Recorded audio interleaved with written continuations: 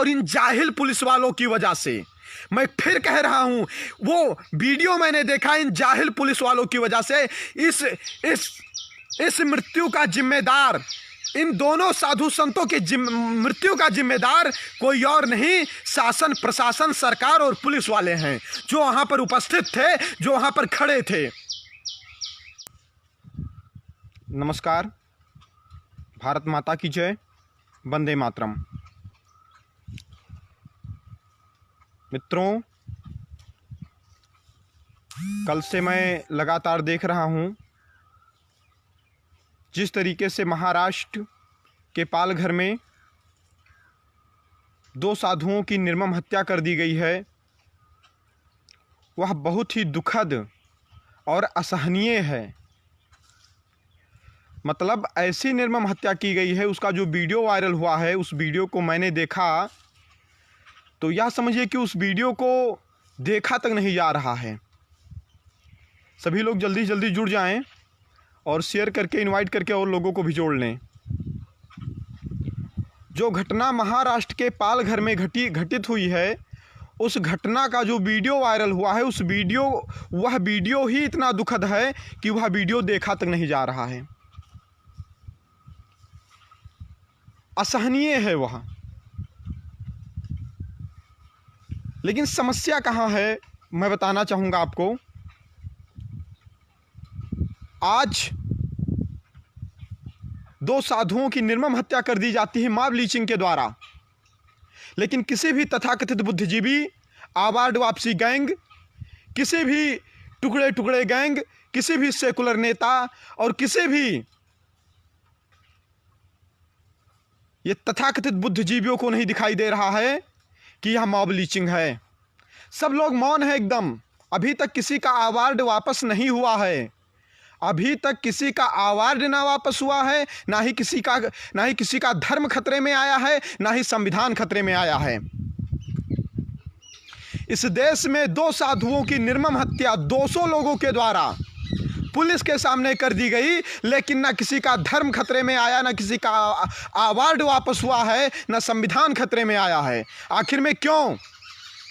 क्या यह दोहरा चरित्र है इस देश के तथाकथित बुद्धिजीवियों का? एक विशेष समुदाय, एक विशेष जात के ही साथ होता है। वह जो घटना घटित हुई है मित्रों, वह इतना ही दुखद घटना है। आप बताइए, न्यूज में अफवाह उड़ाया जा रहा है कि चोरी के शक में, अगर चोरी के शक में उन 2 महात्माओं को, अगर चोरी के शक में उन 2 महात्माओं को मारा गया तो पुलिस वहां क्या कर रही थी? पुलिस का काम था उनको गिरफ्तार करना। पुलिस को अगर लगा कि वो चोर हैं तो पुलिस ने उन्हें क्यों नहीं गिरफ्तार किया? भीड़ के सामने 70 साल के बुजुर्ग जो सही से चल नहीं पा रहा था, उसको भीड़ के सामने, ऐसी भीड़ जो भेड़ियों की तरह उन साधुओं को नोच नोच कर खा गई, उनके सामने उनको छोड़ दिया गया मरने के लिए, तड़पने के लिए। और कैसी दर्दनाक मृत्यु हुई है उनकी। तड़पा कर मारा गया है, उनको डंडे से मारा गया है, लहूलुहान कर दिया गया है। हम आप क्या हैं? हमारा आपका तो हमेशा से यही है। फेसबुक पर, ट्विटर पर, व्हाट्सएप स्टेटस पर ओम शांति लिखेंगे, शांत हो जाएंगे, फिर किसी अगले घटने का इंतजार करेंगे कि कोई घटना फिर घटित हो, फिर हम ओम शांति के लिए, फिर हम रोना धोना बिलाप प्रलाप करने के लिए बैठे हैं, तैयार हैं। हमारा काम यही है, हमसे और कुछ होने वाला नहीं है। एक व्यक्ति सब्जी लाने जाता है, लॉकडाउन खतरे में आ जाता है, 200 लोग इकट्ठा होकर के एक साधु को मार देते हैं पुलिस के सामने।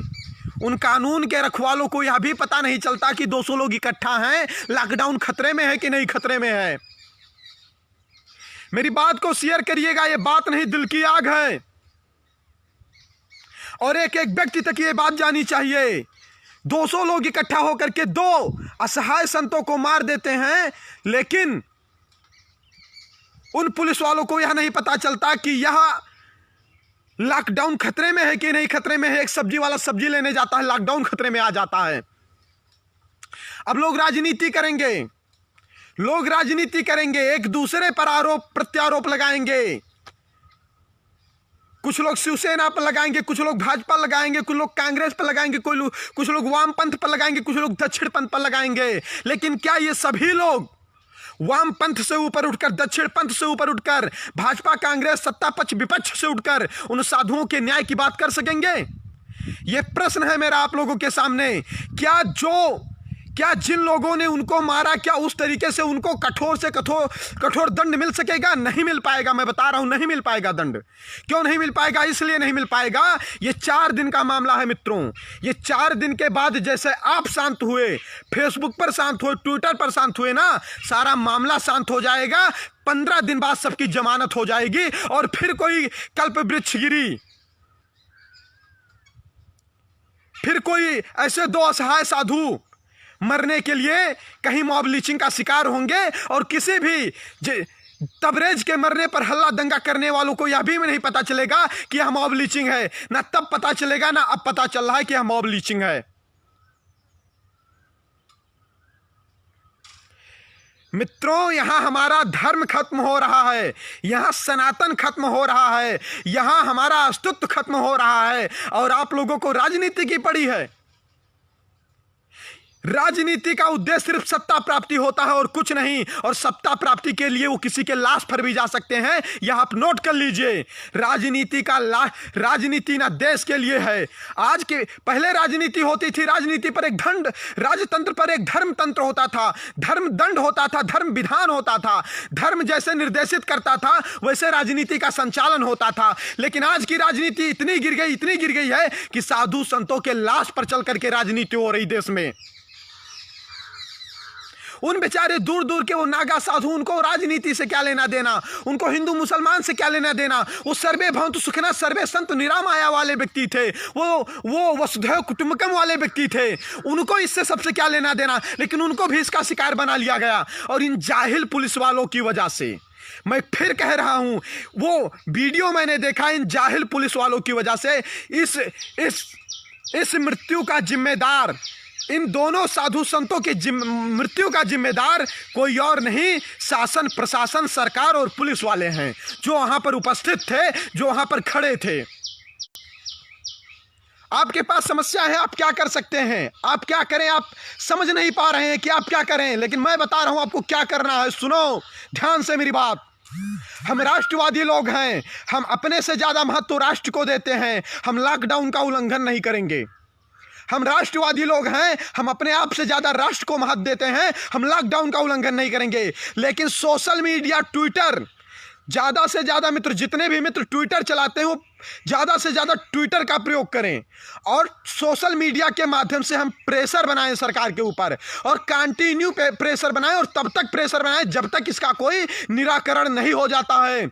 उन्होंने कह दिया, सुबह न्यूज़ 18 इंडिया में मैंने पढ़ा कि 100 लोगों को गिरफ्तार करके भेज दिया गया। किसको भेज दिया गया, क्यों भेज दिया गया, वो कब छूट जाएंगे कुछ पता है? नहीं पता है। मेरे चिल्लाने की वजह कुछ नहीं, मेरे चिल्लाने की वजह बस इतना है कि सनातन को मारा गया है, संस्कृति को मारा गया है, 2 असहाय ऐसे लोगों को मारा गया है जो चलना तक नहीं जानते थे। 70 साल की उम्र, मृत्यु शैया पर पड़ा व्यक्ति, उसको तुमने दौड़ा दौड़ा करके लाठी डंडे से मतलब असहनीय प्रहार किए हैं आपने उनके ऊपर और उनको मार दिया। आरोप प्रत्यारोप लगेगा। मीडिया को तो दिखाई तक नहीं दे रहा है, मीडिया को पता नहीं चला कि कोई ऐसी घटना घटी है, क्योंकि यह घटना एक विशेष समुदाय की है और एक विशेष समुदाय की नहीं है। मीडिया को पता ही नहीं चला कि 2 साधुओं की भी मॉब लीचिंग हुई है। अभी तो उसी स्वप्न में है कि तबरेज की मॉब लीचिंग हुई थी, हो सकता है वही मामला हो। उनको पता ही नहीं चला कि 2 साधुओं की मॉब लीचिंग हुई है। मीडिया को पता तक नहीं चला। मीडिया ऐसी बहरी है कि कहीं रोहित वेमुला मरता है या कहीं तबरेज का मॉब लीचिंग होता है तो न्यूज को धरती के नीचे से फाड़ कर निकाल के लाती है और सबके सामने चिल्ला चिल्ला कर दिखाती है जैसे उनके कोई नातेदार और रिश्तेदार हों वो। लेकिन 2 साधुओं की हत्या हो गई, कल से परसों से जो भी सोशल मीडिया पर कंटिन्यू चल रहा है, लेकिन न्यूज़ 18 इंडिया वालों को अभी तक नहीं पता चला, आज तक वालों को अभी नहीं पता चला, एबीपी वालों को अभी तक नहीं पता चला, इंडिया न्यूज़ वालों को अभी तक नहीं पता चला, बीबीसी वालों को अभी तक नहीं पता चला। क्यों चलेगा पता? क्योंकि हत्या यहाँ साधुओं की हुई है, किसी मौलाना या मौलवी की नहीं हुई है। तबरेज के मरने पर, अखलाक के मरने पर लोगों का धर्म खतरे में आ जाता, संविधान खतरे में आ जाता, देश खतरे में आ जाता, मीडिया का लोकतंत्र खतरे में आ जाता है। लेकिन इन साधुओं के मरने से कुछ खतरे में नहीं आएगा, क्योंकि ये जानते हैं हमारा क्या, चाहे शिवसेना हो, चाहे भाजपा हो, चाहे कांग्रेस हो, हर जगह हम ही तो हैं। और हमारे लोग मारे जा रहे हैं, हम फिर भी झंडा डंडा ढो रहे हैं। हमारे लोग मारे जा रहे हैं, हम फिर भी विरोध नहीं कर पा रहे हैं। हमारे लोग मारे जा रहे हैं, फिर भी हम आवाज नहीं उठा पा रहे हैं। तो मारे जाओगे, पक्का मारे जाओगे। 2 साधु मारे गए ना, 10 मारे जाएंगे, 20 मारे जाएंगे, 50 मारे जाएंगे, कुछ नहीं कर पाओगे। आखिर में अभी तक इतना नरम रवैया क्यों है सरकार का? वीडियो में झलक रहा है, पुलिस वाले दिख रहे हैं, लोग दिख रहे हैं, लेकिन अभी कोई कड़ा एक्शन क्यों नहीं? अभी मीडिया ने इस विषय पर डिबेट क्यों नहीं किया? मीडिया ने इसको हेडलाइन, इसको टॉप न्यूज में क्यों नहीं दिखाया? नहीं दिखाएंगे, क्योंकि उनकी गलती नहीं। उनको पता है कि हमारी जो कौम है ना, हमारी कौम कायर है, हमारी कौम लंबी लंबी सिर्फ हाँकने वाली है।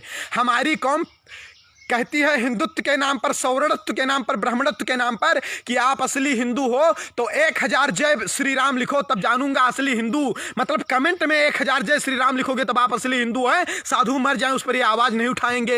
ये लिखेंगे कि 1000 जय परशुराम लिखो, तब जानेंगे आप असली ब्राह्मण हो। ये लिखेंगे कि 1000 जय महाराणा प्रताप लिखो, तब जानेंगे असली क्षत्रिय हो। ये इस तरीके से इनका हिंदुत्व, इनका सनातन, इनका सौवर्णत्व है। लोग जानते हैं आपको, पहचानते हैं लोग आपको, इसीलिए आपको आपके लिए कोई नहीं बोलेगा। आप ओम शांति ओम शांति, आप ओम शांति करने वाले लोग हैं, और 4 दिन तक मात्र ओम शांति करेंगे, और 4 दिन के बाद 5वें दिन आप फिर आराम से बैठ जाएंगे, और फिर कोई मरेगा, फिर आप ओम शांति करेंगे और फिर बैठ जाएंगे। आपका सिर्फ इतना काम है, इससे आप ज्यादा कुछ नहीं कर सकते हो। लेकिन मैं इस लाइव के माध्यम से सरकार को चेतावनी देना चाहता हूं, इस लाइव के माध्यम से शासन प्रशासन को चेतावनी देना चाहता हूं। पूरे देश में सिर्फ हमारी ही भावनाओं से खिलवाड़ क्यों? पूरे देश में सभी मरे, सबके मरने पर हल्ला। हमारे लोग जब मरे तो हमारे लोगों के मरने पर आप मौन क्यों? आप चुप क्यों? आपका स्टेटमेंट क्यों नहीं? मैं किसी का विरोध और समर्थन नहीं करता हूं, लेकिन आप लोगों को पता होगा तबरेज के मरने पर आदरणीय नरेंद्र मोदी जी का भी ट्वीट आया था और पोस्ट आया था। लेकिन इन साधुओं के मरने पर ना ही किसी का ट्वीट आया है, ना ही किसी का पोस्ट आया है। नहीं आएगा। क्यों आए भैया? नहीं आएगा। सबको वोट बैंक की राजनीति करनी है, विशेष लोगों को साधना है, वो लोग नाराज ना हो जाएं। मैं किसी जात धर्म समुदाय का नाम नहीं ले रहा हूं, लेकिन अतिशीघ्र इस पर उच्च स्तरीय जांच करके दोषियों को कड़ी से कड़ी सजा दी जाए, ये मेरी मांग है। और जितने भी लोग इसमें शामिल हैं, यह अक्षम्य अपराध है, इतना ही घृणित अपराध है कि यह असहनीय है, आंखों से देखा तक नहीं जा रहा है। इसलिए इसमें शामिल सभी दोषियों को फांसी की सजा हो और सभी पुलिसकर्मियों को सस्पेंड करके उनके ऊपर मुकदमा चलाया जाना चाहिए और सरकार इस पर एक्शन ले।